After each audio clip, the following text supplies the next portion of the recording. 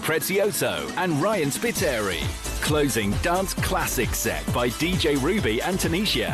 Entrance is by donation. VIP tickets available from showshappening.com. Il-kanfora hija pjanta interessanti, hija pjanta ħadra s-sena kollha fuq hija evergreen. Oriġinat min-naħa tal-Asja, Korea, l-Ġapan, dak il-postijiet hekk vordieri. Meta inti qed tagħmilha direttament ġol ħamrija, ovvjament, hemm xi żmien partikolari li tista' tagħmilha? Is-sigriet tal-kanfora huwa li inti jkollok il-ħamrija li aħna ngħidu l-ewwel drain soil. Kienna ħafna domandi fuq għadina it-tip ta' pjanta, u ma kontx naf kemm hija daqshekk popolari. Is-70 edizzjoni tal-Eurovision Song Contest. Trasmissjoni diretta anke fuq TVM Plus, bil-kummentarju bil-Malti miegħi Antonella Vassallo. Ix-xandira ta' 3 serati se tkun ukoll bil-lingwa tas-sinjali.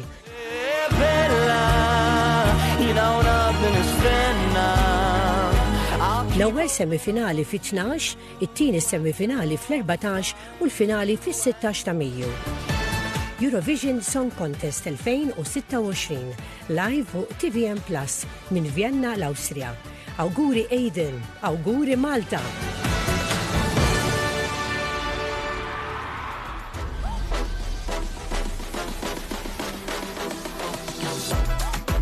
Il-Eurovision Song Contest miġjub lilek minn Moroccan Oil. Dawn it-trasmissjonijiet se jiġu mwassla lilkom grazzi lil MAPFRE, Ministeru għall-Inklużjoni u l-Volontarjat, Aġenzija Support, il-Kunsill Malti għas-Settur Volontarju.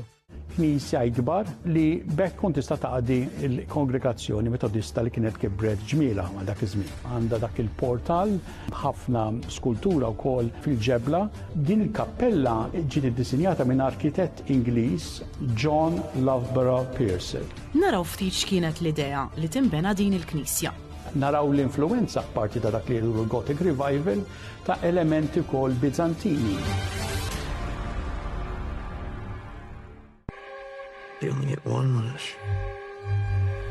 Fil-ħajja trid toqgħod attent x'tixtieq.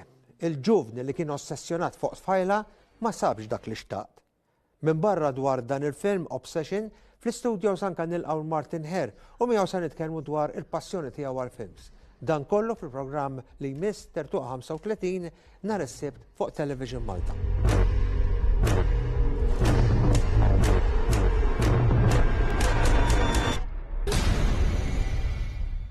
Edbati minn uġieħ fil-Grismejn. Fl-adulti l-uġieħ fil-Grismejn huwa kkawżat primarjament minn viruses, speċjalment jekk bladeni u akkumpanjata minn sintomi ta' sola xotta jew imnieħer inixxi. L-antibiotiċi ma jaħdmux fuq il-viruses. Għalhekk jekk qed tħoss dawn is-sintomi l-antibiotiċi mhux se jfequlek l-uġieħ fil-Grismejn.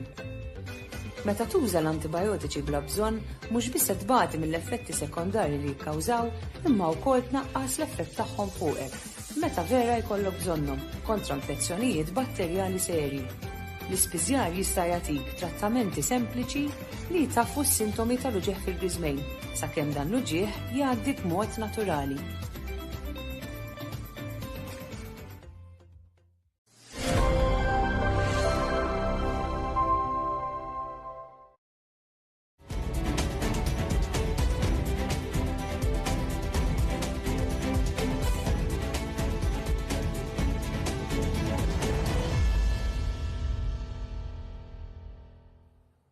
Signori, nsemmilkom jena Glenn Falzon, miegħi il-kollega Pola, kif inti Pola? Jena nisab sew inti? Mhux ħażin, grazzi. Tajb, u nisperaw li t-telespettaturi tagħna wkoll kellhom ġurnata sabiħa llum fi sħana Tirranka. Sħana Tirranka għadu it-temp gris u tidlik. Tossu barra. U għadna għazdejna s-sajf. Aħseb ħarra xinu ġej fis-sajf. Mela, kif nagħmlu bħal dejjem nisimgħu Mant Sejfer Balzan dwar ir-rendi konti li ġara fl-aħħar 24 sigħa. Sejfer fidejk. Glenn u Pola, grazzi. Ovvjament mhux se nitkellmu minnkom fuq it-temp u t-tidlik imma fuq il-politika. L-aħħar aħbar ovvjament kemm kien hemm kandidati li ġew li tefgħu il-nomina tagħhom biex ovvjament ikunu fuq il-lista fejn intom tkunu tistgħu tivvutaw. B'kollox hemm 162 kandidat. Minnhom 120 kandidat minnhom se jkunu f'żewġ distretti. Il-liġi tipprovdi li persuna jista' jitfa' in-nomina tiegħu fuq żewġ distretti. 72 nomina kandidat għal Partit Laburista, 65 għal Partit Nazzjonalista, 8 ADPD, 7 għal Momentum, 7 Aħo Maltin, kandidat wieħed għall-Imperium u żewġ indipendenti. Dawk huma ċ-ċifri li għandna bħalissa għadhom friski ħerġin. Imma ovvjament in-nomini għal u l-biraħ fil-għaxija. Fost ovvjament kandidati, l-aħħar kandidati li sirna nafu li mhux se jkunu fuq il-lista, nies li huma pjuttost veterani, kellna ovvjament il-Mario De Marco li l-bieraħ ukoll anke tkellem freli u propjament qed nitkellmu fuq ġara l-bieraħ. Il-bieraħ ovvjament isiru l-Mars Rallies, imma ejja nippruvaw nieħdu xi spunti minn dak li ġara l-bieraħ. Meta ngħidlek ġara l-bieraħ, ma jgħidilkom ġara l-bieraħ, ovvjament ma stajniex nirrapportaw fuqhom. Kien hemm ukoll l-aħbar mill-Ministru tas-Saħħa ġew Etienne Bela dwar il-master plan l-iżvilupp tal-isptarijiet ġenerali f'Għawdex u f'Malta. Fosthom mhux biss l-isptar San Luqa, mhux biss l-isptar f'Għawdex, iżda wkoll ukoll l-isptar Boffa. Ovvjament, iktar ma jgħid se jkollna diskussjoni dwar dawn l-isptarijiet u l-kontroversi jinqalgħu fuq l-isptarijiet. U mbagħad kellna il-master lista fil-għaxija. Roberta Bela reġa' iffoka fuq l-anzjani u l-pensjonanti u tkellem ukoll dwar il-ħtieġa jew inkella il-promessa li sas-sena 2028 il-Gvern Laburista jekk jerġa' jingħata l-fiduċja jindirizza l-inġustizzi tal-pensjonijiet ta' dawk ta' qabel ma twildu fis-62 u dawk ta' wara. Tkellem ukoll dwar otjiet lil dawk il-pensjonanti fuq il-75 sena, ovvjament dan il-lajn ma' numru ta' otjiet li qed jgħidu li l-partiti jekk jiġu eletti, jekk jingħataw il-fiduċja u jkollhom il-maġġoranza jimplementaw. Għanduru fuq Alex Borch. Alex Borch ukoll kellu ma' Sreli u ma' darba minflok tista' tgħid il-xpruna fid-direzzjoni, id-diskors tiegħu kienet ikkritika l-gvern ta' Roberta Bela. Ikkritika Roberta Bela direttament u qallu inti qiegħed ta' paniku qed tattakkana għalfejn kellek tagħmel elezzjoni bikrija ma kienx hemm argument. U jargumenta li iktar ma jgħaddi żmien iktar konferma li ma kellekx għalfejn tagħmel elezzjoni. Dal-għodu ovvjament erġajna omna u passoltu ikonna daw il-konferenzi stampa fejn iż-żewġ mexxejja jagħtu ovvjament buttatura lejn il-proposti tagħhom. Il-fokus ta' Roberta Bela, mexxej tal-Partit Laburista, Prim Ministru, kienet fuq il-kwistjoni tat-traffiku, l-infrastruttura. Ħabbar li fil-pjan ta' Gvern Laburista, Gvern Laburista jingħata l-fiduċja, ikun hemm investiment ta' kważi 829 miljun. Figura pjuttost, mhux pjuttost, enormi. Li ovvjament l-idea hija biex jiġu attakkati dawk il-tista' tgħid il-nodes, dawk il-punti fit-traffiku fejn qed ikun hemm konġestjoni jew inkella ikun hemm dak li bl-Ingliż ngħidulu l-bottlenecks. Ovvjament tkellem dwar proġetti marbutin ma' dil-viżjoni ta' Malta in Motion. U mbagħad smajna x'kellu jgħid Alex Borch. U Alex Borch iffoka darba mhux fuq il-pensjonijiet, mhux fuq il-fuel hub, iżda foka fuq il-pulizija u fuq l-assess magħluqin. Alex Borch qal jekk jingħata l-fiduċja l-assess magħluqa jerġgħu jinfetħu u foka wkoll fuq il-kundizzjonijiet tal-pulizija.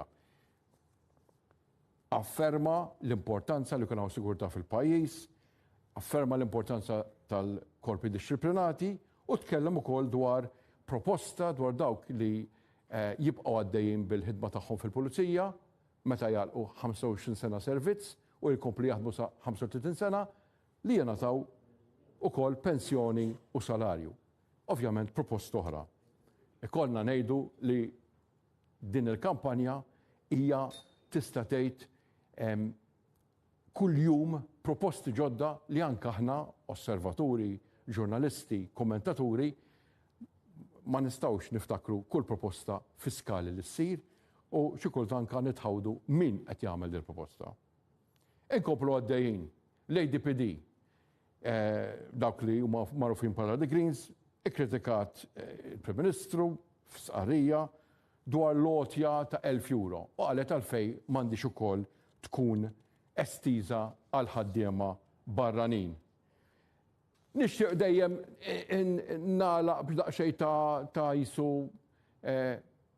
osservazzjoni dwar l-elezzjonijiet, għax xi kultant ninsew li fil-waqt id-demokrazija parlamentari f'Malta hija waħda twila u komparata ma' ċertu pajjiżi twila mhux ħażin, irdu niftakru ċerti affarijiet importanti li fis-76 fil-1976 biss bdew it-13 distrett, qabel is-76 kellna inqas distretti u kellna sitwazzjoni fejn ovvjament iż-żieda fil-popolazzjoni u kif ukoll is-sistema parlamentari tagħna imbagħad fis-76 ġelitna li nbidlu s-sistema ovvjament ta' kif neleġġu ir-rappreżentanti tagħna permezz ta' 13 distrett li minnhom neleġġu 5 deputati. Ovvjament, iktar ma jgħaddi żmien meta nersu l-elezzjoni ngħidilkom ukoll dwar xi strambezzi b'sistema parlamentari u elettorali tagħna. L-aħħar kumment ovvjament fuq il-mass release. Passoltu il-partiti qed jitlu litterment fil-fortezzi ta' xulxin jew inkella fiż-żoni fejn jridu jafsu biex joħorġu l-vot. Il-lejla Partit Soċjalista ħażabbar, tradizzjonalment Fortizza Laburista, u l-Partit Laburista San Ġwan. Inkunu ma' komada, ngħaddi il-kelma lil Glenn u l-Pola. Grazie ħafna lilek Xavier, intant l-ewwel dibattitu tal-programm tagħna llum ser ikun qed jiċċentra dwar it-trasport fid-dawl li kienu l-proposti ewlenin imħabbra mill-Partit Laburista llum. Sabiex jiddibattu da suġġett fisem il-Partit Laburista għandna Chris Bonnet, kandidat fit-tielet u r-raba' distrett, u għandna lil Julian Borg fisem il-Partit Nazzjonalista kandidat fis-sitt distrett. Grazzi Sinjuri tal-li għattu magħna. Chris, Julian, merħba. Qabel nibdew nsaqsrikom il-mistoqsijiet, xtaqt li nisimgħu silta minn dak li ħabbar Roberta Bela dalodu dwar il-pjanijiet tal-Partit Laburista għas-settur tat-trasport. Ninsiebu. Imbagħad magħhom tingħaqad ir-Rapid Transport System fil-forma tal-light rail transport. Ix-xogħol fuq din is-sistema beda wkoll diġà. Però hawnhekk illi toħroġ l-ewwel differenza. Aħna għandna pjan sħiħ, holistiku, mhux ġejna qudiemkom b'sistema ta' trasport tal-massa waħedha. Nemnu flimkien mal-esperti li kollha flimkien dawn id-diversi forum ta' trasport maqda flimkien jistgħu iwasslu biex is-sistema ta' trasport tagħna tkun waħda ta' suċċess. Ħanibda bik, Chris. Il-Rapid Transport System kemmi ċentrali jew ewlenija fil-pjan tal-Partit Laburista biex tittaffa naħseb impossibbli solvi l-problema, ma tittaffa il-problema tal-karozzi fit-toroq illi għandna jew hija biss parti minn katina. X'importanza tittuha? Insellem lilek Paula, Glenn, lil Julian u t-telespettaturi kollha. Illum ippreżentajna bħala partit viżjoni illi hija bbażata fuq konsultazzjoni wiesa mifruxa fuq numru ta' xhur fej diskutejna ma' numru ta' esperti fil-każ tagħna l-Arub u għamilniha f'kull settur tista' tgħid. Qed nagħmluha għax għandna ekonomija b'saħħitha. Imissa rridu ngħaddu għal-livelli jmiss billi niffukaw fuq il-persuna. U fil-qasam tat trasport irridu naraw dak il-well-being jiżdied. Dan huwa pjan illi sa jiġbor il-modi kollha ta' trasport. Naħseb l-ewwel darba li saret fil-pajjiż illi qegħdin nikkonċentraw fuq pjan serju li ħajara illi tal-linja, il-ferries, il-mixi, ir-roti, il-parks and rides, ġifieri dak kollu li aħna niċċaqalqu bih, inkluż il-light rail, il-rapid transit system, jingħaqdu flimkien, jaħdmu ma' xulxin u għal xulxin biex nagħtu esperjenza ta' vjaġġar aħjar lil persuni f'dan il-pajjiż li jridu jilħqu minn post għal ieħor. Sa nagħmluha fuq 15-il sena, imma l-pjan mhuwiex xi ħaġa illi se jsir wara 15-il sena fil-fatt diġà beda. Din il-ġimgħa l-oħra stess varajna s-servizz tal-ferry bej Sliema, Buġibba u Għawdex illi minkejja li ħaddieħor ma tkellimx fuqu, ma qatt mesprim opinjoni fuqu. Fl-ewwel ġimgħa biss anzi kien hemm min qal illi se jkun vojt, mhux għalli ma kienx vojt għalli fl-ewwel ġimgħa biss kellna aktar minn 12,000 passiġġier illi jużaw dan is-servizz. U jidher li n-numri qed ituna raġuni li iktar ma toħloq alternattivi u ma tikkastigax lin-nies, iktar in-nies se jitħajru illi ma jużawx il-vettura tagħhom u jużaw mezzi alternattivi ta' trasport. U Rapid Transport System imma kemm huwa ewlieni f'dan il-pjan tagħkom Malta in Motion jew huwa biss parti minna? Il-Rapid Transport System huwa parti minn sistema li hija ħafna. Mhix is-soluzzjoni. Il-Rapid Transport System kollu kemmu, il-Malta in Motion kollha kemmi sa toħloq il-kundizzjonijiet biex in-nies jażlu modijiet differenti kif jivvjaġġaw. Ovvjament ir-Rapid Transport System li ħajkun maqut bejn in-Nord u s-South ta' Malta sa jagħti option iktar fast lin-nies li se jkunu jistgħu jużaw. Ġifieri jekk inti titmur mill-airport għall-belt sa tkun iktar fast, ħatasal iktar fast għax ovvjament kollha kemm aħna nafu li it-trejn huwa ħafna iktar fast minn metodi oħra ta' trasport. Julian, x'taħseb mill-proposta li qed jagħmel il-Partit Laburista dwar il-Light Rail? Il-PN jaqbel magħha jew iħares lejn mezzi differenti? Ejja nibdew minn fejn qed insellimlek il-Paula Glenn u anke l-Ministru, nibdew għalfejn qed niddiskutu dan is-suġġett illum. Qed qegħdin f'kampanja elettorali, kull pajjiż jara kif ser imur il qudiem fil-qasam fil-oqsma kollha tiegħu, imma din hawnhekk u qed nitkellmu fuq it-trasport għaliex fl-aħħar snin f'kull sondaġġ li kellek fejn in-nies espremaw il-tħassib tagħhom, il-preokkupazzjoni tagħhom x'an fil-pajjiż tagħna, it-trasport kien dejjem wieħed min-naħa ta' fuq. Allura, iż-żewġ partiti ġustament qegħdin nippruvaw insibu soluzzjonijiet. U s-soluzzjonijiet iridu jinstabu. Jiena ftit diżappuntat forsi bħal ħafna nies li qabel nitkellem anke wkoll fuq tal-mass transportation, il-light rail, hawnhekk għandna gvern li ilu issa għal dawn l-aħħar 13 sena. Ma nixtieqx noqgħod infakkar in-nies imma dik hija r-realtà li kellek sistemi minn ministru għal ieħor li llum il-ġurnata wara 13 sena għadna qed insemmu il-problemi fl-infrastruttura. U allura hawnhekk qed naraw li anke l-viżjoni. Dalgħodu qatt nisma' mod attent lill-Prim Ministru u lill-Ministru qatt il-Preskol. U semmit kemm il-darba laqstajt noqgħod dal-kelma viżjoni. Li l-kelma viżjoni hija tajba. Imma illum il-ġurnata fl-2026 nistenna li l-Ministru jiġi hawn, li l-Prim Ministru qatt il-Preskol jgħidilna aħna sal-lum wasalna saw. U ser inkomplu nimplementaw il-proġett tal-viżjoni li aħna kellna, mhux illum wara 13 sena qed nagħmlu proġett ta' viżjoni. Infakkar ukoll semmejt Malta Motion u ser nidħol fuq il-Malta Motion. Fl-2025 il-Ministru stess flimkien ma' Transport Malta varaw il-proġett Reshaping Our Mobility. Li Reshaping Our Mobility kien ibbażat fuq 7 pilastri, nsemmi xi wħud minnhom il-parkeġġ, il-xogħlijiet fit-toroq, l-alternative mobility li wieħed ibiddel il-metodu kif jivvjaġġa fil-pajjiż tagħna, remote working u numru ta' inċentivi oħra.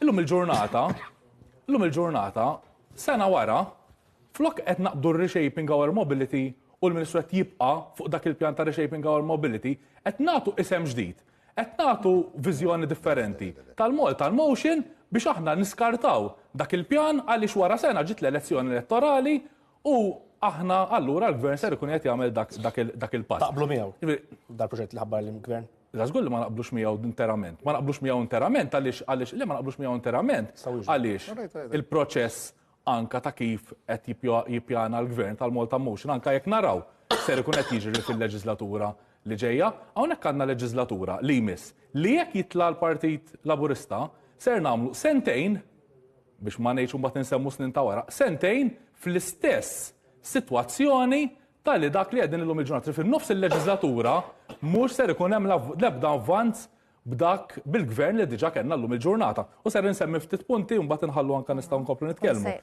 Fl-ewwel sentejn u nofs għandek fejn tidħol il-transportation tal-massa għandna il-gvern ser ikun qed jagħmel il-proposti tar-rotot tiegħu.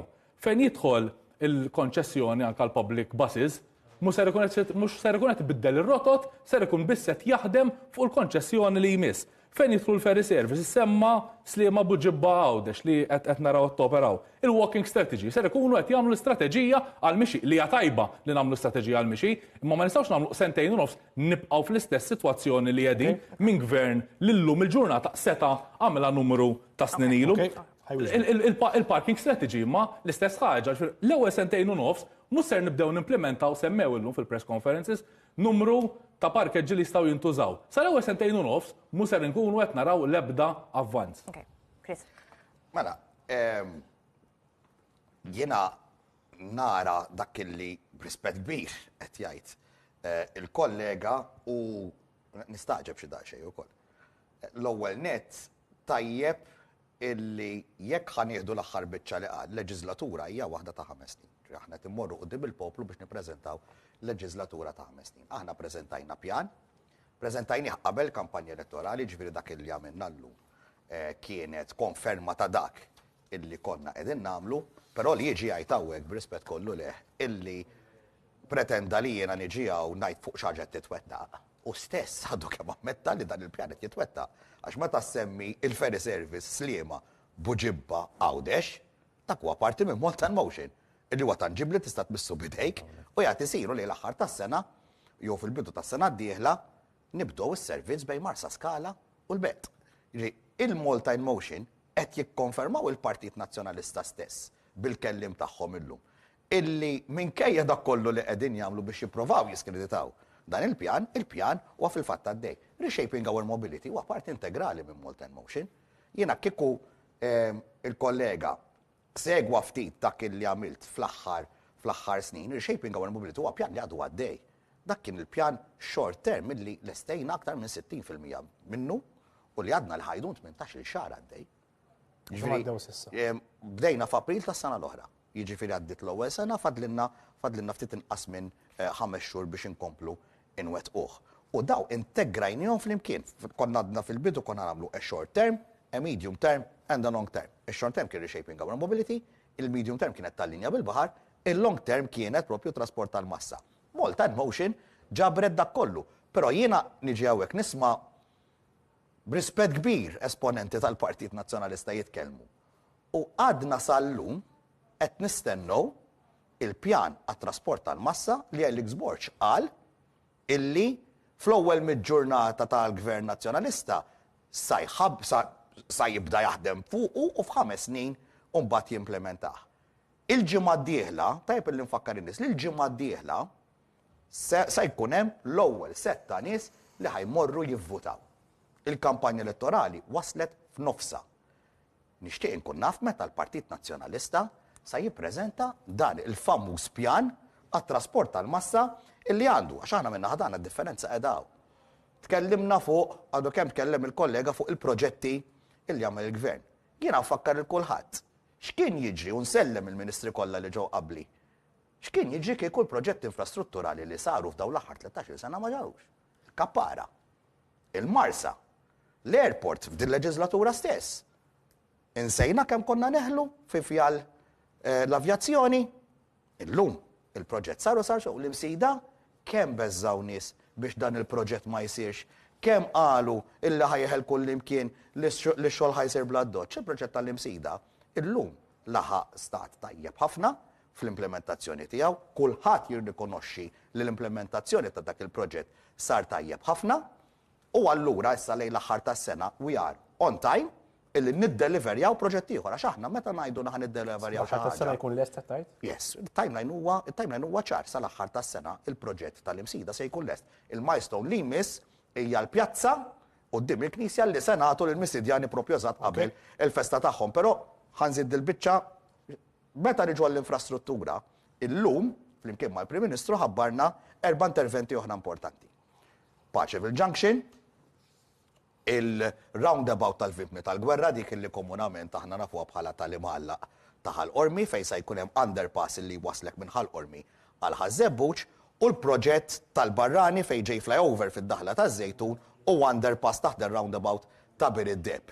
Il-huma interventi li l-poplu hemm barra diġà jaf li l-Partit Laburista jekk hemm il-darba jiġi misluf fil-fiduċja tal-poplu jaf li se jwettaqhom. Għax meta ġejna għal proġetti kapitali diġà id-deliverjajna u n-nies jafu li ħankomplu nid-deliverjaw. Minnaħa tal-Partit Nazzjonalista la jitħabru l-proposti konna program dwarhom ukoll. Il-viżjoni tagħkom hi biex ikolkom proġetti li jibdew fl-ewwel mitjum.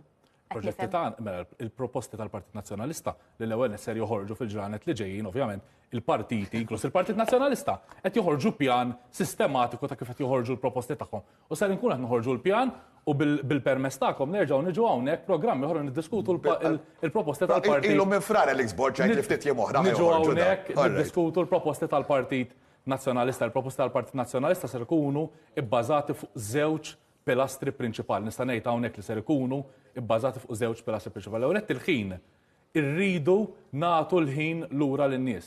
U allura l-proġetti, inkluż il-proġett tal-massa, imma inkluż il-proġetti l-oħra li jdawru l-proġetti li aħna rridu naslu għand in-nies bihom, irridu jkunu fokati fuq il-ħin. L-huwa l-akbar pjaga li għandu llum il-ġurnata tal-persuna. Naqsu l-ħin. Naqsu l-ħin. Llum qabel wieħed meta wieħed jitlaq mid-dar kulħadd, intom kulħadd, irridu niddeċiedu l-ewwel minn fejn ser ngħaddu, kemm ser indumu biex naslu, u mbagħad forsi naħsbu x'ser nagħmlu x'in naslu fil-meeting, ix-xogħol, eċetera. L-ewwel ħaġa, l-ewwel preokkupazzjoni hija minn fejn ser ngħaddu. U dik irridu naqsuha b'mod drastiku. It-tieni punt li fl-aħħar snin u nieħu gost li ammettija wkoll il-Ministru qal issa minna numru ta' proġetti qal u issa ser niffukaw fuq il-persuna. It-trasport huwa kollu bbażat fuq il-persuna, it-trasport huwa mezz kif inti waslek mix-xogħol għad-dar għalfejn tiddeverti għax-xogħol ta' ħidma tiegħek, it-trasport waħdu ma jeżisti imkien jekk inti tkun id-dar. U m'għandek għalfejn tmur imkien, mhux ħadd tuża trasport. Mela t-trasport huwa biss mezz mod ta' kif tasal minn post tal-ieħor. Daki, imma biex. Għawin ju pieċiri kanta fil-karozza, ma pieċiri fil-karozza. Le, inti biex inti tifhem li inti trid tasal minn post tal-ieħor, trid tifhem il-persuni fejn imorru fuq il-postijiet tas-saħħa, fejn imorru fl-edukazzjoni tagħhom, fejn imorru għax-xogħol, il-proġetti ovvjament il-bulk, speċjalment industrial estate u postijiet oħra l-oħra, u r-raba' punt fejn inti jkollok ukoll persuni li jmorru jiddevertu. X'intaqbad dawk li 4 punti, li 4 nodes importanti, hemmhekk tibda tifhem kif inti tissolvi l-problema ta' traffiku. U dak ser ikunu il-punti ser nitkellmu fi ftit ġranet oħra, nerġgħu nkunu hawnhekk nieħdu gost. Mela, Ministru, ta' kuljum jiġu reġistrati 35 karozza ġdida. Ġifieri tirranġaw kemm tirranġaw toroq u tagħmlu żewġ naħat. Il-karozzi fit-toroq huma l-problema u dejjem qegħdin jiżdiedu. Kemm intom konfidenti li b'din is-sensiela ta' proposti fl-aħħar dan numru kbir ta' karozzi reġistrati kuljum jibda jonqos biex bekk tonqos il-konġestjoni fuq it-toroq? Ara Pola, in-numri ma jista' jmarihom ħadd. Jien mhux konfidenti li sa tiġri, però irridu nirrikonoxxu li diġà qed tiġri. Fil-fatt, jekk inħarsu daqsxejn lejn l-istatistika li kellna sentej ilu fl-2024 u konni ġi kritikat fuq għajjena, rajt li so, il-numru ta' karozzi ġodda li kienu jiġu reġistrati fil-pajjiż kienu 62. Illum, kuljum, illum huma 34. Kuntent dik iċ-ċifra? Le minix, għax-xort għandna 34 karozza li qed jiġu reġistrati iktar kuljum. Però xi ħadd irid jirrikonoxxi li dak in-numru naqas u għalfejn naqas dak in-numru. Dak in-numru naqas għax xi ħaġa tajba dan il-gvern għamel. U nistgħu nippinpointjaw x'għamilna f'daw is-sentej.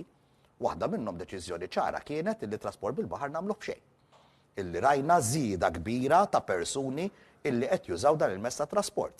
Illum nafu ħafna nies minn Bormla illi jaqbdu il-ferri biex imorru sal-belt. F'għax ta' 7 minuti illi qed jużaw ħafna iktar nies. Il-fast ferry ta' Għawdex 1.2 million fl-2025, 1.2 million passiġġier. Ġidi kienet xi ħaġa illi jkolli ngħid l-Partit Nazzjonalista kien jgħid illi ħajkun servizz illi ħanibdu għal xejn. Presso poco l-istess argumenti li kienet ikonna fi żmien Sliema Buġibba Gowzo. Ir-rotot tal-linja. Fil-waqt li jridu nsaħħu in-netwerk tal-linja u propju dak ħajkun ix-xogħol li qed isir għal meta jiġi biex jispiċċa il-konċessjoni li hemm illum fl-aħħar tal-2029. Ir-rotot l-iktar li tidu tafsu fuq. Rotot għax di importanti.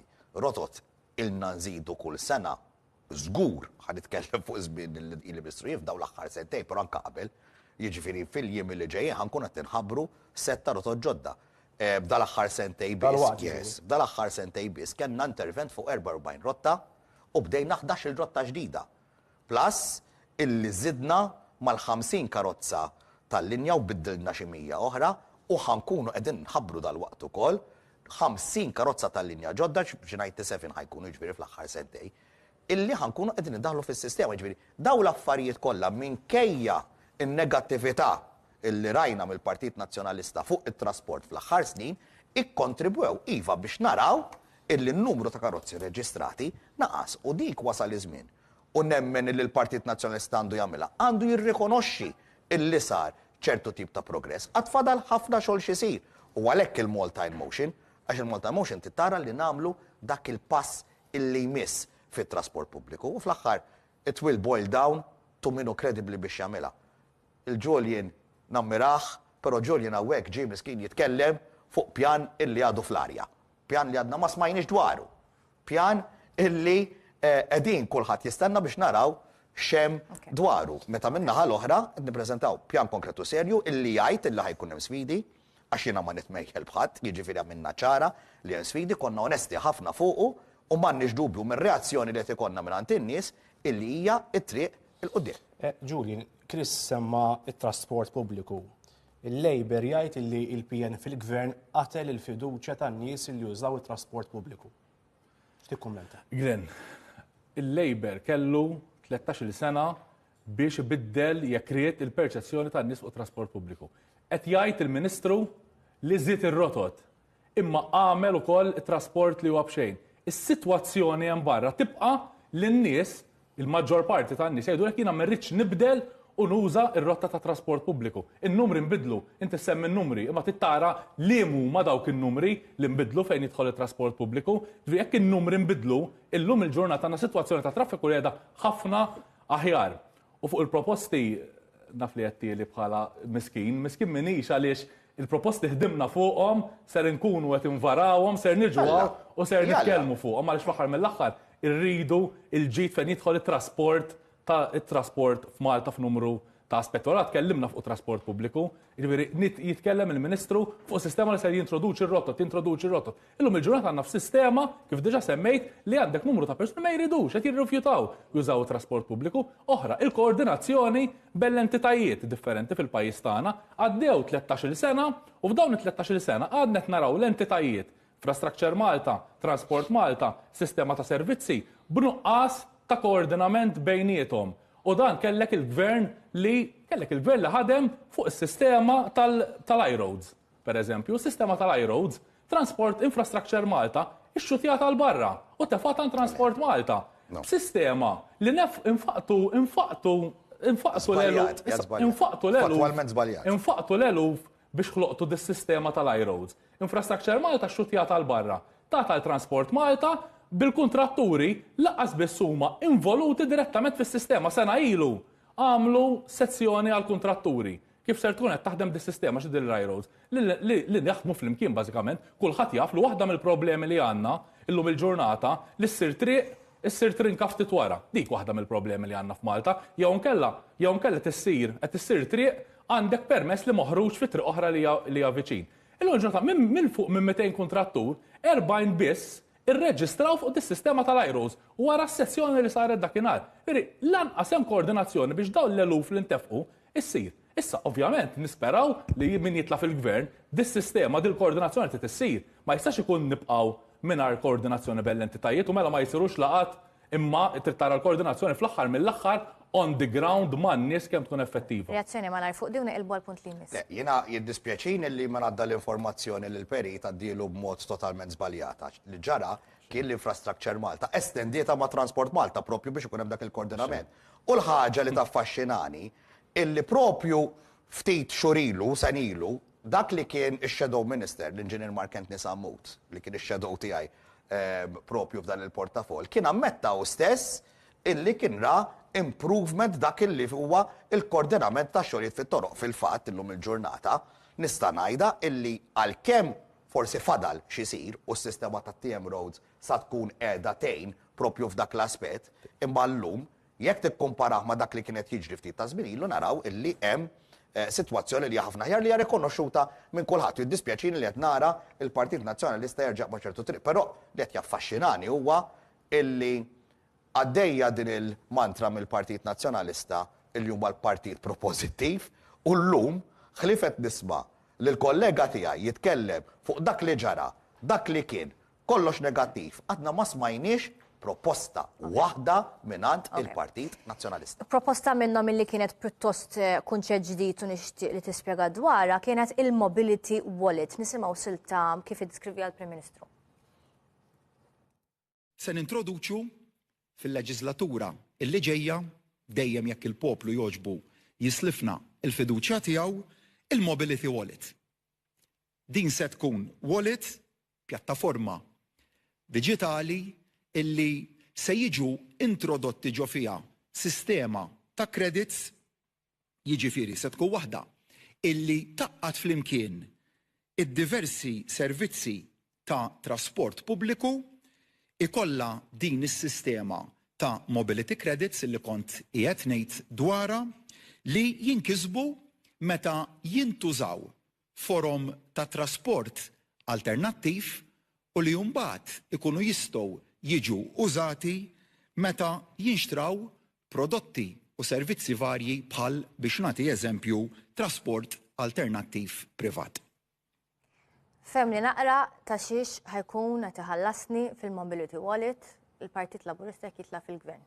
Din hija waħda mill-isbaħ idejat illi għandna fil-kampanja. Ejja ngħidu kollox telaq ħalli ma jkun hemm ħadd li bdejt ikkoppjajna lil xulxin, però aħna nitkellmu kemm il-darba mal-stakeholders u di tal-Mobility Wallet hija xi ħaġa speċjalment iċ-Chamber of Commerce ilhom żmien jibbuttaw. Li ma qbilniex magħhom kienet illi huma kienu esprimaw l-opinjoni li jsiru l-parking meters u minn dawk il-flus nagħmlu l-Mobility Wallet. Aħna morna daqsxejn differenti minn daqshekk. Il-Mobility Wallet se jkun servizzi li permezz tiegħu inti tista' tħallas għal servizzi bħal huma kif qal tajjeb il-Prim Ministru il-white plates. Il-plates huma popolari llum il-ġurnata biex tużomm minn post għal ieħor. Il-credits kif ħadoħodhom? Il-credits ħadoħodhom b'inċentivi li eventwalment se jkunu qegħdin isiru għal min jażel li juża sistema alternattivi ta' trasport, bħal mill-karozza tal-linja. Ġifieri karozza tal-linja l-ewwel b'xejn, l-ewwel saret b'xejn. Issa ħallasni mod ieħor tal-linuża tal-linja. Nkunu qegħdin ninċentivawk biex inti il-karozza tiegħek tħalliha warajk. U dak naħseb huwa it-triq il-qudiem fejn aħna lin-nies inħeġġuhom jużaw metodi alternattivi ta' trasport. Ħatħallasni tiegħu, finsew? Jekk nuża white plate bil-credit li ħatakumula. Inti tista' tħallas il-white plate bil-Mobility Wallet. Tajjeb? Ġifieri jekk taqbad tal-linja fil-għodu mbagħad filgħaxija biex toħroġ bil-credits tuża it-taxi qed nifhem. Dik hija waħda mill-options li sajt. Ġifieri diet nifhem biex kif għallek Julian in-nies ma jridux jafu b'metodi alternattivi ħatħallsuhom biex jużaw il-metodi alternattivi. Aħna rridu nimbuttaw lin-nies biex jużaw il-metodi alternattivi. Jiena nisbissem għax qegħdin f'sitwazzjoni qegħdin f'pajjiż fejn għandna ekonomija b'saħħitha. U daw l-affarijiet, daw it-tipi ta' inċentivi għal kemm jinstemaw illi huma out of the box forsi xi ftit wisq, nistgħu nagħmluhom. Għax l-ekonomija tant b'saħħitha, tant irnexxinna niġġeneraw ekonomija tajba li nistgħu ninvestu fin-nistana biex jużaw metodi alternativi ta' trasport u jiġu premjati tal-li jintużaw metodi alternativi ta' trasport. Ir-reazzjoni ta' Partit Nazzjonalista lill-proposta? Ir-reazzjoni jekk l-ekonomija hija daqshekk tajba, is-sistemi ta' trasport f'pajjiżna, l-problemi ta' trasport f'pajjiżna misthom ilhom li ġew solvuti. Le ma mhux hekk. Jekk illum il-ġurnata jiena niftakar Le, mela, jiena niftakar intervista tal-Ministru ftit wara li laħaq Ministru. Qal jiena tuni ftit ċanser nibda nsolvi l-problemi ta' dan il-pajjiż. Għaddew illum ix-xhur. Għaddew illum ix-xhur u llum il-ġurnata jekk toħroġ issaqsi n-nies hemm barra x'inhu dak li jinkwetak huwa t-traffiku. Issa, miżuri bħal dawn. Ma daw iridu jħallsuni biex naqbad tal-linja. Miżuri bħal dawn u miżuri oħra li jistgħu jkunu tajbin u mhux ovvja li nistgħu mmexxu fuqhom, imma jridu jkunu miżuri li n-nies verament tinċentivhom biex inti tibdel is-sistema ta' traffiku tiegħek. Jiġifieri ma tinċentivhomx. Tinċentivhom. Din hija waħda hemm numru ta' proposti li jinċentivaw in-nies biex ikun jista' juża sistema alternattiva. Imma ovvjament imbagħad hemm numru ta' miżuri oħra. Jekk int għandek it-trasport pubbliku pereżempju, mela biex inti jkollok il-wallet irrid ikollok trasport pubbliku li jaħdem. Jiena inut li tajtni l-wallet biex jiena mmur nieħu l-credits li mbagħad tista' ssarrafhom f'numru ta' ta' trasport ieħor f'mezzu ta' trasport ieħor, imma jiena trasport pubbliku tiegħi mhux trasport pubbliku li jiena kapaċi nuża li wassalni. Differenti intom allura issa. Aħna ħanaħdmu fuq il-proposta prinċipali tal-ħin. U din ser tkun id-differenza mill-light rail li semmew il-Partit Laburista għal proposta li semma Alex Borg tal-Partit Nazzjonalista. Aħna mhux ser inkunu qed ngħaddu biss mit-toroq u min-notes prinċipali, imma aħna ser inkunu qed nagħtu soluzzjonijiet għal ġarraħal tiegħek, għal ġar postijiet prinċipali tiegħek. Julian, l-irħula ta' fikunu mal tissiġiwi pereżempju, min fejn tgħaddi. Ser inkunu qed nispjegaw dawn in-nodes mal-proposti u ser joħorġu. Il-problema ta' din is-sistema hija li inti jekk inti trid tmur biex nagħti eżempju, ġewwa Paċeville, inti trid tieqaf ġanod il-barra hekk spjega l-Ministru għalkemm biex ngħidu kollox għandu l-ewwel sentejn biex ikun jista' jgħid li huma r-rotot, imma jekk ħammorru fuq sistema ta' fuq l-art, allura rridu naslu f'punt il-barra mill-ħabb, semmejt Paċeville jistgħu jkunu ħabb oħra. U mbagħad inti trid taqbad sistema oħra differenti biex inti tidħol f'dak il-post. U f'pajjiż dens bħalmu Malta l-interchanges, ħafna interchanges bejn modi differenti ta' trasport mhijiex dejjem is-soluzzjoni li taħdem Glenn. Jiena l-aħħar kumment, rispondi ftit. L-ewwel net naħseb nistieden il-perit biex jiċċekkja sew il-Malta in Motion kif ħajkun is-servizz tat trasport pubbliku għax qed jitkellem fuq il-feeder buses basically. Il-feeder buses illi ħajkun iduru fil-lokalitajiet illi qiegħda fil-Malta in Motion ukoll. Aħna għandna ekonomija b'saħħitha li tista' teffordja biex tinvesti fit-trasport, fis-servizzi li ċ-ċittadini, bis-sussidja l-enerġija u l-bonuses ta' 1,000 euro fis-sena. Qegħdin nagħmlu kampanja elettorali li ħaturi manifest illi qiegħed hemm għalik għal dak iż-żagħżugħ illi jixtieq jibda l-business tiegħu, li jixtieq jixtri l-ewwel dar, għal dik il-koppja illi ħanżidulhom il-lif tal-paternità u tal-maternità meta jkollhom it-tarbija, għal dawk il-pensjonanti illi ħadmu tant tal-pajjiżna u se nkunu qegħdin nkomplu ntuhom id-dinjità illi jixirqilhom. U għalfejn ħan nagħmluha? Because we want to do it, we can do it, and we will do it. Grazie ħafna Chris, grazie ħafna Julian, tal-li naqattu maħna, jider li ħatkunu maħna terġaw ma d-dumux meta ovvjament jitħabru anka l-proposti ta' tal-Partit Nazzjonalista. Intant aħna ninaqdu f'kollegament dirett mal-kollega tagħna Antija Kakija li tinsab ħażabbar qed issegwu l-attività tal-Partit Nazzjonalista nsellmulek. Nsellim lek Glenn u nsellem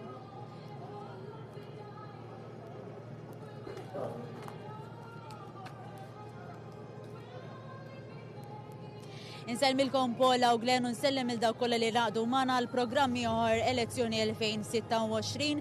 Il-15 jum ta' din il-kampanja elettorali l-lum qegħdin f'Ħażabbar bħala parti mit-tieni distret u se jkunu qegħdin insegwu diskussjoni fejn ftit momenti oħra se jkun qed jasal anka il-kap tal-Partit Nazzjonalista Alex Borg. Infakkar kif dalodu Alex Borg ħabbar numru ta' proposti oħra din id-darba dwar is-settur tas-sigurtà f'Malta. Jiena se jkun qed inkompli nsegwi diskussjoni hawnhekk fejn anke se jitkellmu xi kandidati ta' dan id-distrett minn hawn ftit momenti oħra u nirrapporta aktar dwar dan. Fil-fatt l-informazzjoni tistgħu ssibuha anke fl-aħbarijiet ta' 8 u ta' 11 tal-lejla kif ukoll fuq il-portal tagħna tvmnews.mt. Jiena ma fadali xejn aktar xnajdilkom li finsellmilkom u ngħaddi l-linja lura fl-istudio. U minn Ħażabbar ħammorru San Ġwan fejn il-kollega Marija Muscat illi qed tirrapporta dwar l-attività politika tal-Partit Laburista. Marija, sellimlek. Nselmilkom Glenn u Paula ninsab fiż-żona magħrufa bħala taż-Żwejt f'San Ġwan fejn illum hawnhekk taħt it-tinda se jkun hawn diskussjoni oħra u intervista mal-Prim Ministru u mexxej tal-Partit Laburista Robert Abela li qiegħed mistenni li jasal fuq il-post minn hawn u ftit tal-ħin ieħor. Matul din l-attività waqt it-tinda jitkellmu diversi persuni oħra li jkunu mistiedna aħna se nkunu qegħdin hawnhekk insegwu fosthom ukoll ikunu wkoll jingħataw spazju il-kandidati li jkunu ħerġin fuq id-distrett marbuta ma' San Ġwan. Iżda aktar dettalji dwar l-indirizz tal-Prim Ministru mexxej Laburista Robert Abela jingħata fl-aġġornamenti li jsir matul l-aħbarijiet u fuq tvmnews.mt. Il-linja lura lilkom l-istudio. Grazzi ħafna lilek Marija, intant biddilna il-mistidna tagħna għaliex tieni part tal-programm huwa dedikat għal proposti mħabbra l il-Partit Nazzjonalista li kienu fokati fuq il-forzi iddixxiplinati. Għandna magħna lil Byron Camilleri fisem il-Partit Laburista, kandidat fuq it-tieni u raba distret, nsellimlek. Darin Karabot fisem il-Partit Nazzjonalista, kandidat fuq l-ewwel. Grazzi tal-istedina. Grazzi tal-istedina biex nikxifhom naqra qabel bdejna bdew jgħidu kemm fadlinna ġranet biex tarqu l-kampanja x'minja ovvjament il fuqkom fuq il-familji tagħkom dan ikun nar żmien għalikom hopefully fis-sajf iż-żewġ naħat is-sir. Iktar fuq il-mara ta' verità għaliex tieħosib it-tifla waħda u aħna probabbli derim bħali li aħna nkunu qegħdin nikkampanjaw nagħmlu xogħol. Jien l-ewwel wieħed miż-żewweġ da. Ġifieri Work-life balance. Insellmu l-familjari kollha, support system kollha ta' dal-kandidati kollha qed ikollna li x'mingħajrhom ovvjament ma jkunx possibbli li jkunu hawnhekk jidhru smart għax kolkom bżonn support hawn biex nsellmu l kulħadd.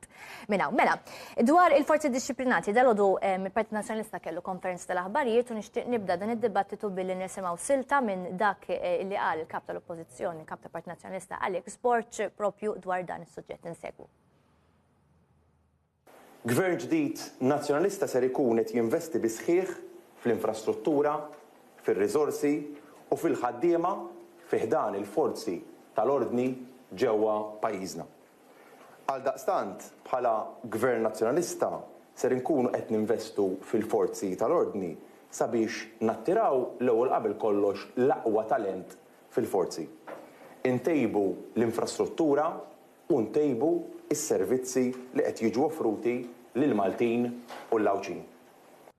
Darin, ħanibda bik, il-Partit Nazzjonalista dal-għodu qal li jrid jara pagi aħjar, kondizzjonijiet tax-xogħol aħjar u aktar b'saħħithom u aktar sikurtà għal membri tal-korpi iddixxiplinati. X'tixtiequ taraw eżatt? Ekku, llum nidejna l-ewwel set. Tajjeb ngħidu dan huwa l-ewwel set u tfadal aktar xoħroġ dwar il-korpi dixxiplinari. Però l-iktar u l-messaġġ kien illi hemm bżonn nżidu n-numri tal-korpi billi l-ewwel nett inħajru aktar persuni jitlu fil-korpi, nżommu n-nies li għandna u anke nies b'esperjenza li għal xi raġuni jew oħra ħarġu mill-korp inħajruhom lura.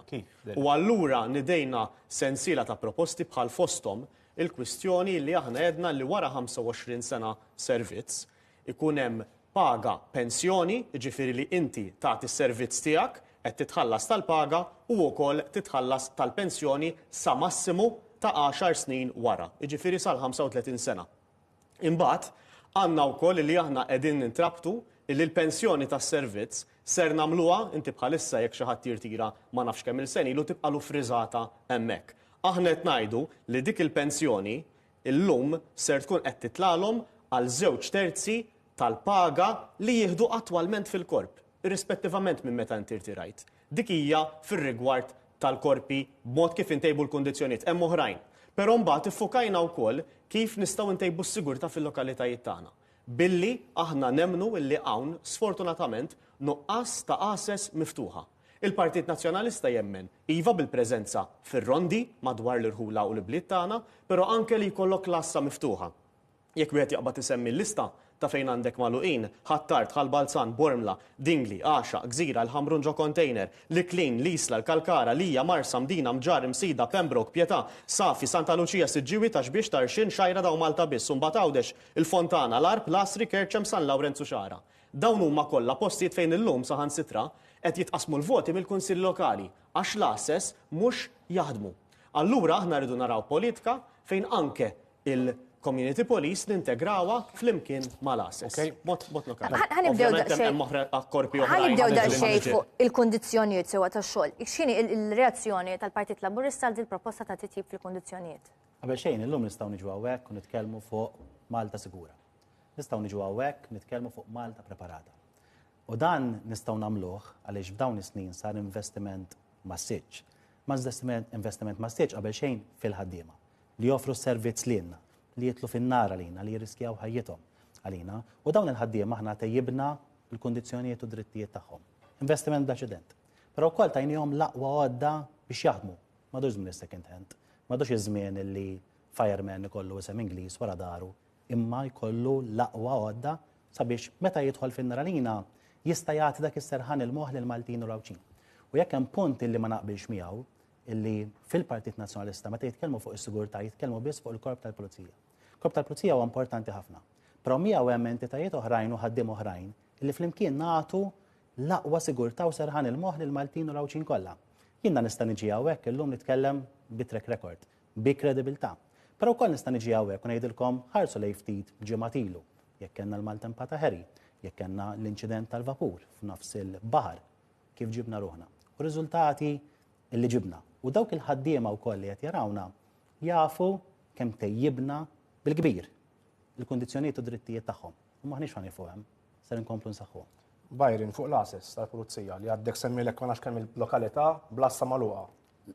Il-Korp tal-Pulizija għaddaq sellum ma kellu assess u uffiċini miftuħa fil-qalba tal-lokalitajiet. Illum qed nitkellmu fuq 29 assa 24/7 flimkien ma' diversi uffiċini oħra ta' community police illi hemm f'kull lokalità f'Malta u Għawdex. Però di ħankun ċar Glenn. Di bħal meta tifel ħajpoġġi għall-eżami fl-iskola. Inti ħassaqsih kif studja jew x'riżultati ġab. U jiena nitkellem hawnhekk bi track record, bi kredibilità, b'riżultati li ġibna. Propju ftit tal-ġimgħat ilu rapport internazzjonali, mhux Bajrin Kamilleri, mhux Partit Laburista, ipoġġi lil Malta fost l-aktar 12 pajjiż sigur fid-dinja. Ifisser li aħna perfetti da skulli maħniex. Però ipoġġi lil Malta bħala pajjiż li naqqas ir-rata ta' kriminalità tiegħu. Ipoġġi lil Malta bħala pajjiż li fl-aħħar 7-8 snin l-omiċidji kollha f'pajjiżna mhux biss naqsu, imma solvejnihom kollha. Ipoġġi lil Malta bħala pajjiż li fl-eventwalità li konna bżonn lajnuna s-salvataġġ nistgħu nofruha lil Maltin u l-Awċin. U propju grazzi għal dawk il-ħaddiema, Glenn, li tejbna ħafna il-kundizzjonijiet u drittijiet tagħhom illi nistgħu nagħmlu dak, propju grazzi għal dawk il-ħaddiema illi jitlu fin-naralina, però grazzi għal dawk il-ħaddiema li tajnihom l-aqwa għodda biex jaħdmu illi nistgħu niksbu dawk ir-riżultati u dawk għamluha il-korpi kollha u l-ħaddiema kollha ta' pajjiżna illi tawna l-aħjar riżultati li qatt kellna nerġa' ngħid.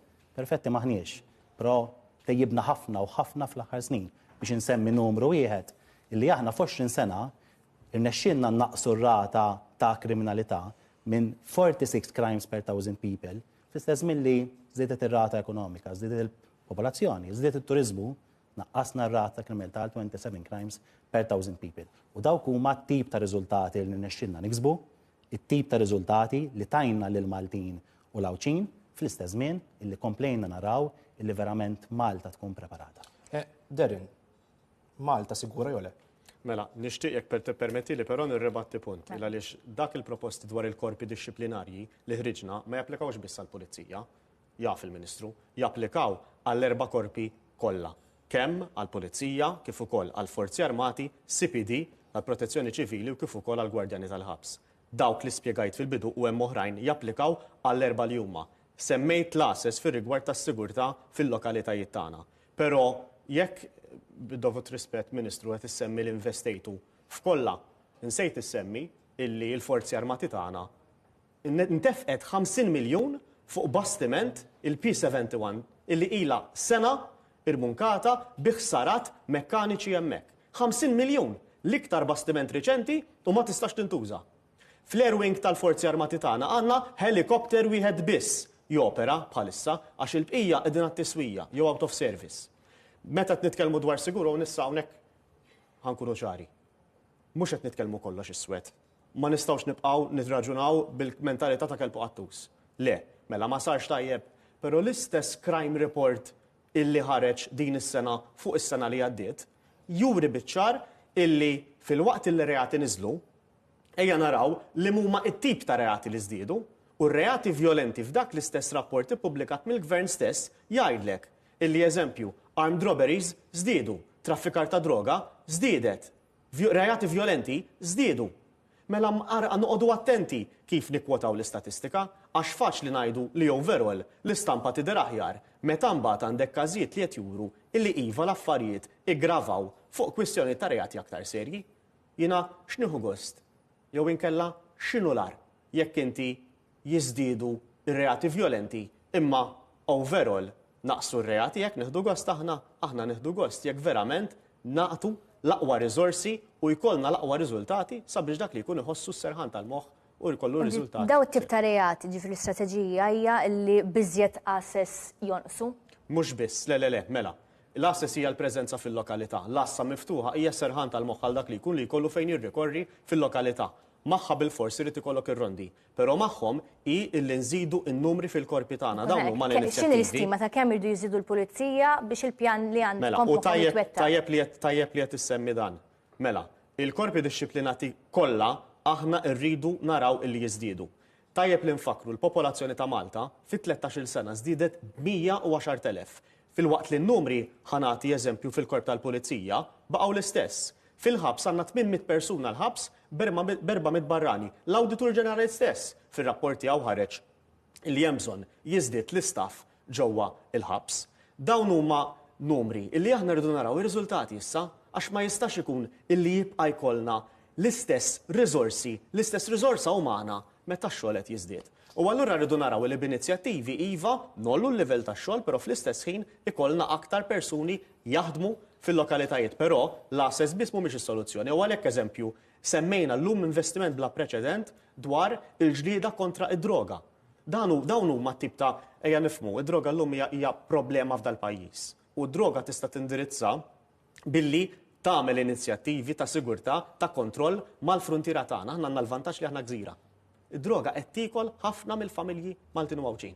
Jekk aħna verament nieħdu bis-serjetà dan is-suġġett iva nistgħu ngħinu l-familji Maltin u Mawġin hemmhekk. Figura għandek, Derin? Fuq xiex? Ta' kemm il-pulizija jridu jiżdiedu biex ikollok nies fit-toroq u fl-assess. Kif qed ngħidu? Bil-fors illi jridu jiżdiedu in-numri biex inti tiftaħ aktar assess. Meta qed nitkellmu dwar figuri, wieħed irid jara l-ewwel nett iridu nimxu b'ordni ta' priorità. Ejja nagħmluha ċara. Mhux kif jitla gvern nazzjonalista mal-ewwel ħanaqbdu niftħu l-assess kollha, però trid tissir b'mod gradwali. Trid in-nies. U għalhekk qegħdin nitkellmu, però mhux biss in-nies.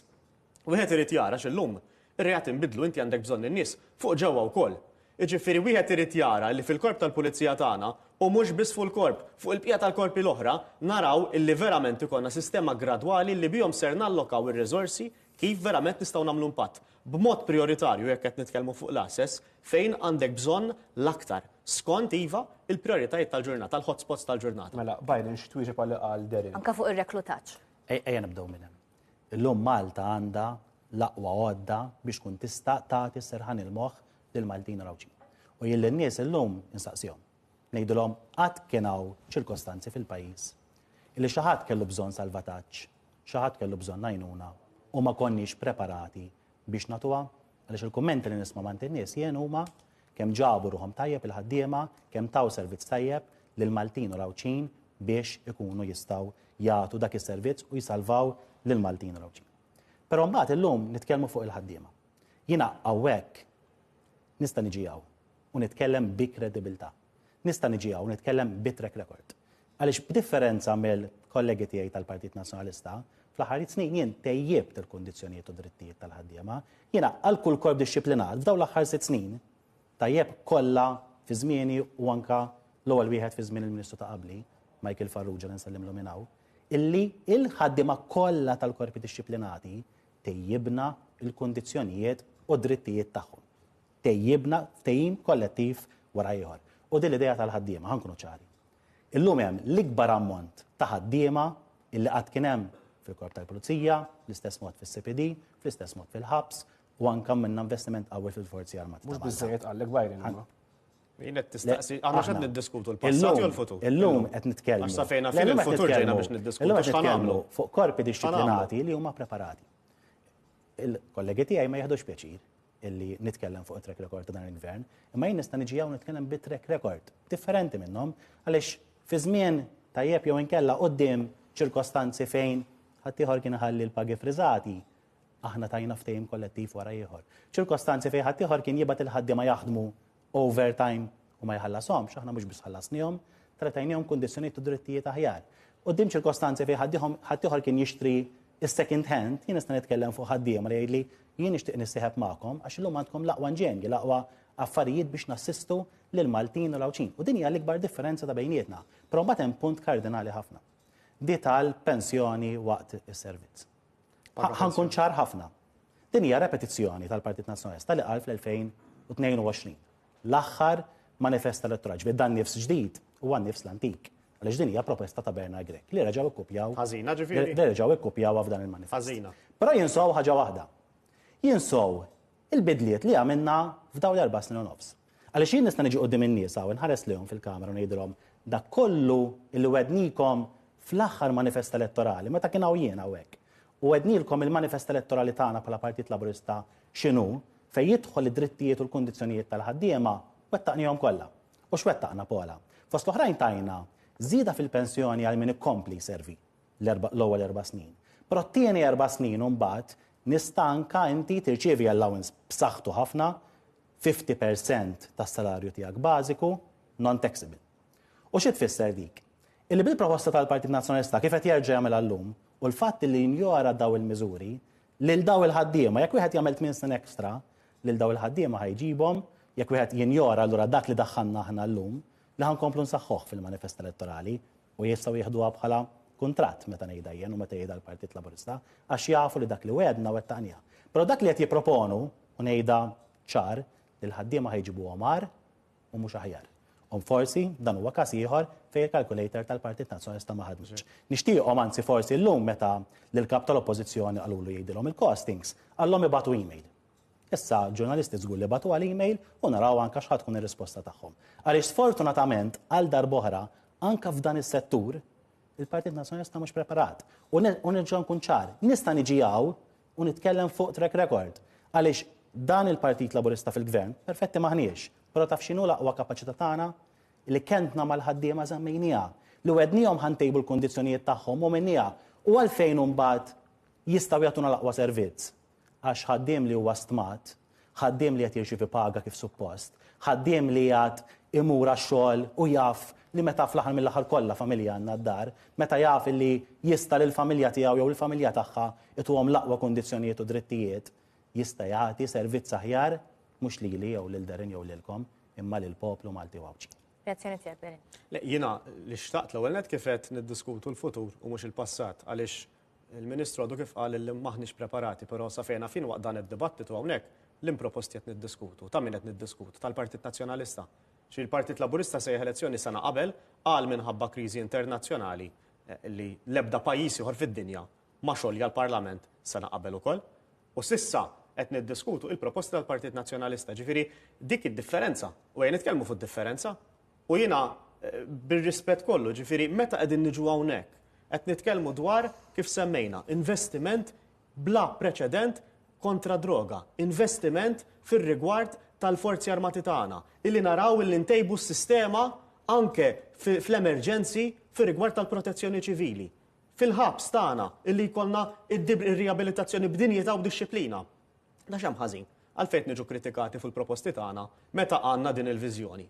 Jiena milli fimt u naħseb issa jien nagħmluha ċara illi l-Partit Laburista huwa kontra il-proposta tal-paga pensjoni u huwa kontra il-proposta ta' żieda fil-pensjoni għal 2/3 ta' dik li hi tal-paga attwali llum. U allura issa mhux nittama meta joħorġu il-proposti tal-Partit Laburista ikonna a copy and paste exercise minn hawnhekk. Għax sissa, issa mhux fuq dan id-dekasseru qed nitkellem, għax ovvjament għadhom ma ħarġux. Però sissa kellna eżerċizzju fejn il-Partit Nazzjonalista qed jipproponi l-ewwel imaqdar il-Partit Laburista u mbagħad jispiċċa jipprova iwedhom u wkoll. Qed tikkupjaw proposti tal-Partit Nazzjonalista. Il-Partit Laburista mhux se jikkopja proposti ħżiena. Jekk ikun hemm proposti tajbin li ħajtejbu lil ħaddiema nikkupjahom bil-qalb kollha.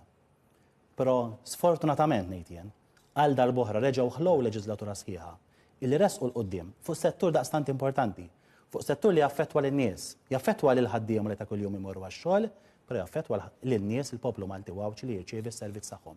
Illi resqu l-qudiem bi proposti għal darb'oħra nerġa' ngħid illi ħajpoġġu lil ħaddiema f'pożizzjoni għar milli qegħdin illum. Aħseb u għara u ħankunu qed nispjegaw kif ser inkomplu nsaħħuhom u nerġa' ngħid għax jien nista' niġijaw bi track record.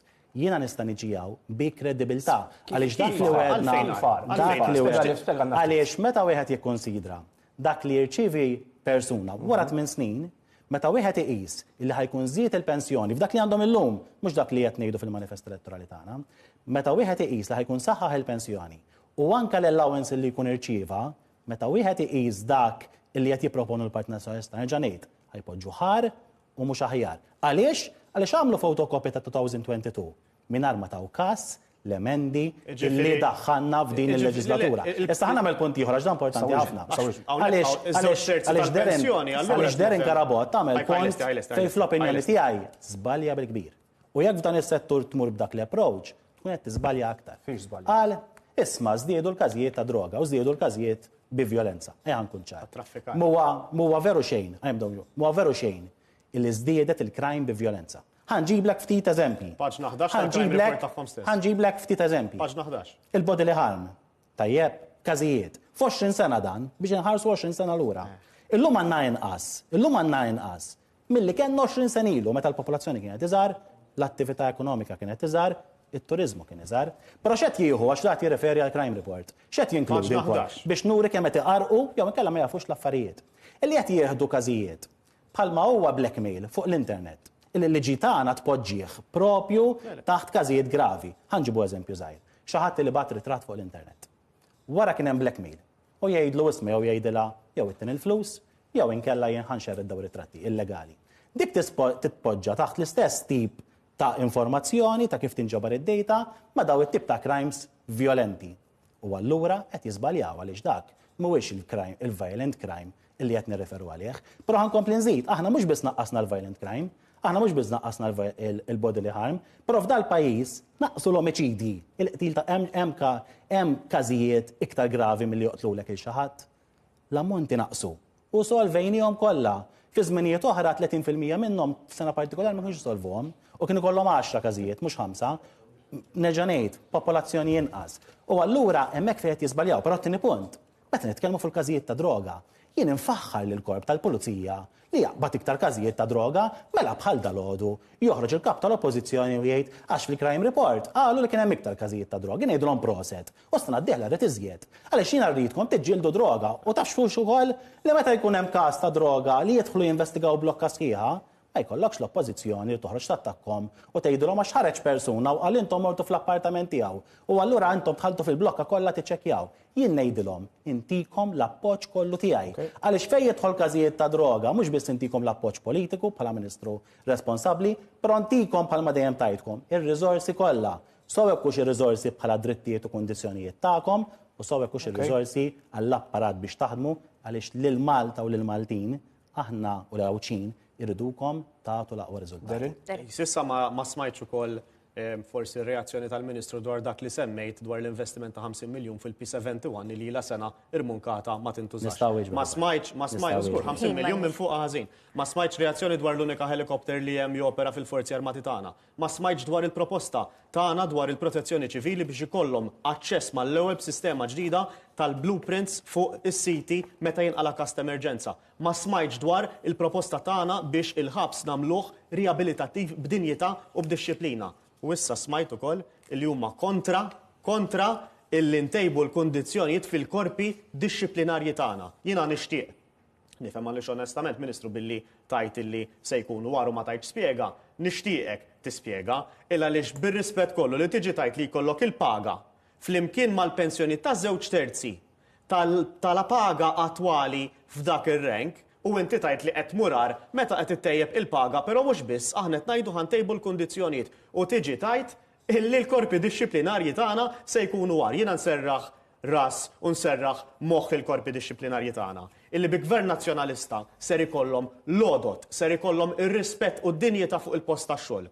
Sabiex iva, jagħtu servizz, però fuq kollox il-poplu Malti u Awċi ikollu is-serħan tal-moħħ illi għandna sistema monija bir-riżorsi kollha li hemm bżonn illi jħallu riżultati fejn hemm bżonn. Dwar il-kwistjoni tal-crime report, paġna 11 tar-rapport li pubblika l-Ministru stess jgħid illi hemm iż-żieda fir-reati bi vjolenza. Naħseb mhux hekk. Intom ħadtu żball għax użajtu reduced minn increased. Użajtu l-kelma reduced u Mela, Sinjuri, sfortunatament skadilna il-ħin nifhem li meta jkun hemm imbagħad il-proposta tal-Partit Laburista nerġgħu nlaqgħukom, tibżawx u nkomplu l-argument. Probabbli l-istess proposti għax ikkupjawhom. Issa naraw xi Proposti żiena ma nmulhomx. diskussjoni kwistjoni oħra, mela, Mela, sinjur, wasalna fid-mim anka ta' dan il-programm, warajn ovvjament isegwi l-aħbarijiet bħal dejjem bħal kuljum nirringrazzja tim tal-produzzjoni u tim tekniku li flimkien magħna itella dan il-programm. Minna ħatana ma fadlilna xejn. Għada, xej, sissu. Sarawkom għada lejli tajjeb. Ciao.